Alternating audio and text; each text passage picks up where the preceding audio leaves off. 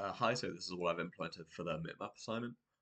So I'll just change to no Mipmapping, and we'll have a little look at some of the sampling errors. So we can see this sort of circular pattern as I rotate around, and when I go sort of straight on the diagonal, we can see it switch from sort of circular in one direction to the other, which looks very unsettling.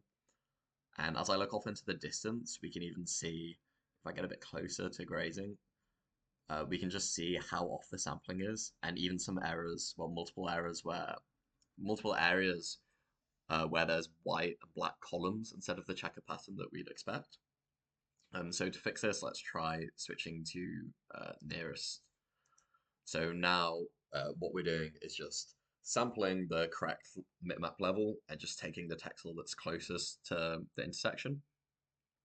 And so we can see that as we look into the distance, it kind of becomes one solid color, and that's because the mipmap level that it's sampling is such a low resolution that the checker pattern has kind of just been merged into one average because of how we're downscaling.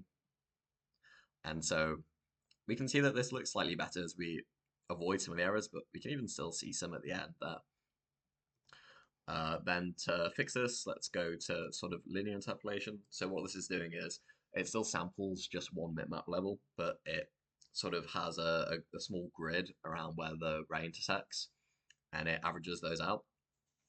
And so this worked well because even in the distance where it's sampling the really low resolution mipmap, in the build up to that, each ray is kind of averaging on its way out. So we kind of see a sort of more of a gray gradient, which builds in nicer to the gray that this super low resolution mipmap is going to give us. So if I come down here, we can see it slowly comes into gray at a more gradual rate, which kind of helps with the nearest neighbor stuff. And so this looks pretty good.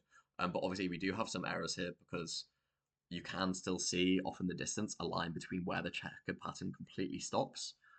So to fix that, let's switch to trilinear. So this essentially does the same that bilinear does, but it also interpolates between the mipmap levels above and below. So we can see this looks better as the checker pattern still remains for longer. So when we're at the super low resolution mipmap, it's also interpolating with a higher resolution mipmap, which still has the pattern. Obviously, this does fade out as we get further away due to the lower resolution of the mipmap. But this is a pretty good trade-off. Obviously, though, it is sort of the most expensive. But yeah, thank you.